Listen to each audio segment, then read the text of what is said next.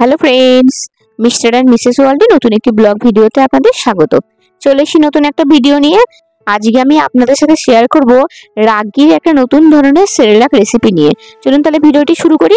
প্রথমে রাগিকে আপনারা ভালো করে পানিতে ধুয়ে ওভারনাইট এটাকে খুব ভালো করে ভিজিয়ে রাখবেন, অনেকটা পরিমাণে পানি দিয়ে রাখবেন। তারপরে এটাকে মিনিমাম 36 ঘন্টা, আপনি 48 ঘন্টাও একটা সুতির কাপড়ে মুড়ে রেখে দেবেন। তারপরের দিন দেখবেন এরকম রাগিগুলো সব অঙ্কুর হয়ে গেছে। এবার আপনারা বলতেই পারেন যে নর্মাল রাগি সেরেলাকের সাথে অঙ্কুরিত সেরেলাকের কি পার্থক্য? আকাশ আর পাতাল পার্থক্য, মানে অনেক এর ক্যালোরি গুণ বেড়ে যায়। একটা খাবারকে, বিশেষ করে দানা শস্যকে যখন আপনি অঙ্কুরিত করবেন তখন এর ক্যালোরি গুণটা প্রচুর পরিমাণে বেড়ে যায়।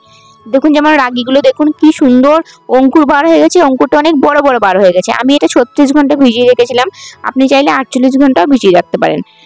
তারপরে এই অঙ্কুরিত রাগিগুলোকে রোদে ভালো করে শুকিয়ে নিতে হবে। এবার রোদ যদি নাও থাকে, ফাঁকা জায়গাতে ফ্যান চালিয়ে আপনি 6 থেকে 7 ঘন্টা মতো এটাকে ভালো করে শুকিয়ে নেবেন।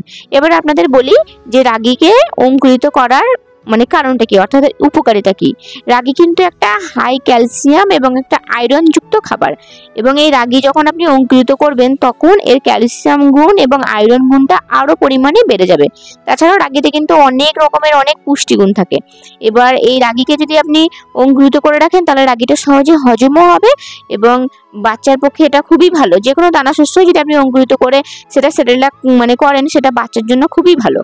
রাগিতে যেহেতু ক্যালসিয়াম থাকে, আর ক্যালসিয়ামটা দুধের থেকেও অনেক বেশি পরিমাণে পাওয়া যায় রাগিতে, সেই জন্য হাড়ের বৃদ্ধির জন্য শিশুদের রাগি খাওয়ানোটা খুবই দরকার। রাগি আপনি খাওয়াতে পারেন, রাগির মতো এরকম ক্যালসিয়াম আপনি অন্য কোনো খাবার থেকে পাবেন না। তাই আপনারা বাচ্চাকে রাগি সেরেলাক এরকম ভাবে বাড়িতেই অঙ্কুরিত করে তৈরি করে দিতে পারেন। দেখুন আমি এটা মেলে দিচ্ছি খুব ভালো করে। আর এখন তো বর্ষাকাল, খুব বেশি রোদ ছিল না, আমি একটু রোদ পেয়েছিলাম 2 ঘন্টা মতো। তারপরে বাকি 4 থেকে 5 ঘন্টা আমি ফ্যান চালিয়ে এটা মেঝেতে আমি সুন্দর করে শুকিয়ে নিয়েছি। আপনারা এরকম করে শুকিয়ে নিতে পারেন। আমার চ্যানেলে অঙ্কুরিত ছোলা মটর রাজমা, অর্থাৎ অঙ্কুরিত ছোলারও সেরেলাকের রেসিপি আছে, যদি চান আপনারা দেখতে পারেন। তারপরে আমি এবার রাগিগুলোকে একদম লো ফ্লেমে খুব ভালো করে আমি ড্রাই রোস্ট করে নেব। যখন ড্রাই রোস্ট করবেন দেখবেন এগুলো থেকে অনেকটা পানি পানি বার হবে, মানে জিনিসগুলো পুরো ঘেমে যাবে। কিন্তু গ্যাসের আঁচটা একেবারে কমিয়ে দিয়ে একটু টাইম নিয়ে এটা ভালো করে ড্রাই রোস্ট করে নেবেন, তবেই খুব ভালো একটা ফাইন পেস্ট হবে।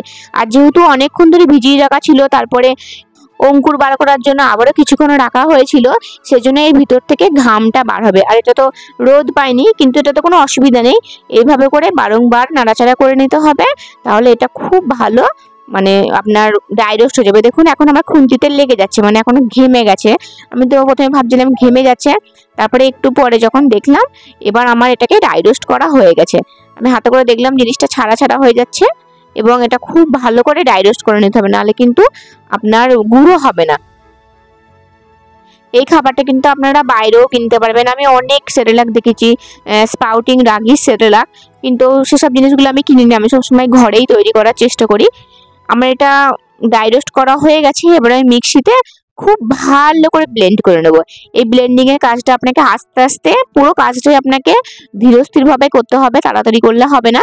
আমি মিক্সিতে ভালো করে নিয়েছি। এবার আমি সময় দিয়ে দিয়ে অনেকক্ষণ ধরে ধরে মিক্সিতে ভালো করে পেস্ট করে নিয়েছি। যদি ভালো করে আপনি গুঁড়ো না করেন তাহলে পাউডারটা ঠিক ভালো হবে না এবং অনেক খোলা বার হয়ে যাবে। তারপর আমি একটা বাটির মধ্যে এটাকে ঢেলে ঢেলে রাখছি। তারপর এটাকে আমি চেলে নেবো। আমি সবগুলো এরকম করে আগে একবার গুঁড়ো করে নেবো। আমি সবটা গুঁড়ো করে নিয়েছি। এবার এটাকে আমি ভালো করে একদম সরু চালনি করে চেলে নেবো, যাতে এর খোসাগুলো না বার হয়। আপনি যেরকম চালনি ইউজ করবেন সেরকম দানাযুক্ত বার হবে। আমি সবটা এবার চেলে নেব। আর এই মিক্সিতে যে আমি ব্লেন্ড করলাম, এটা কিন্তু অনেকবার থেমে থেমে ব্লেন্ড করেছি, একবারে টানা করিনি, টানা করলে ভালো হবে না। এরকম খোলাগুলো বার হয়েছে, এই খোলাগুলোকে আমি ফেলে দেবো। খোলাগুলোকে ফেলে দিয়েছি। আর এই যে চালনির পর যেগুলো বার হলো, এগুলোকে আমি আবারও মিক্সিতে ব্লেন্ড করে আর একবার চেলে নিয়েছি। তারপরে এইরকম একটা ফাইন পাউডার তৈরি হয়েছে। এবার এটাকে আমি একটা এয়ারটাইট কন্টেনারের ভেতরে রেখে দেবো এবং এটাকে আপনারা বিভিন্ন ধরনের রেসিপি করে বাচ্চাকে দিতে পারেন। রাগি কলা বা রাগি অ্যাপেল বা শুধু রাগির পরিচ, এটা বাচ্চাদের জন্য খুবই উপকারী। এবং এই নিজে হাতে যে তৈরি করা হলো, এটা পরিষ্কার পরিচ্ছন্ন মেনটেন করে নিজে একেবারে তৈরি করলাম, নিজে খুব স্যাটিসফাইড ভাবে তৈরি করতে পারলাম, বাচ্চাকে নিশ্চিন্তে এটা খাওয়াতে পারবো। এবার আমি একটা এয়ারটাইট কন্টেনারে করে রেখে দেবো। আমি প্রয়োজনে 1 মাস পর্যন্ত ওকে খাওয়াতে পারবো, তার বেশিও খাওয়াতে পারবো। চলুন তাহলে রাগির একটা রেসিপি আপনাদের সাথে আমি শেয়ার করি। আমি এখানে একটা আপেল কুড়িয়ে নিয়েছি, ভালো করে কুড়িয়ে নিয়েছি, আপনি কুচি কুচি করে কেটেও নিতে পারেন, কুড়িয়ে নিলে তাড়াতাড়ি হয়ে যাবে। তারপর আপেলটাকে আমি পানি দিয়ে কড়াতে সিদ্ধ করতে বসিয়ে দিয়েছি। আপেলটা যখন একটু সিদ্ধ হয়ে গেছে তখন এখানে আমি পরিমাণ মতো রাগি দিয়ে দিয়েছি।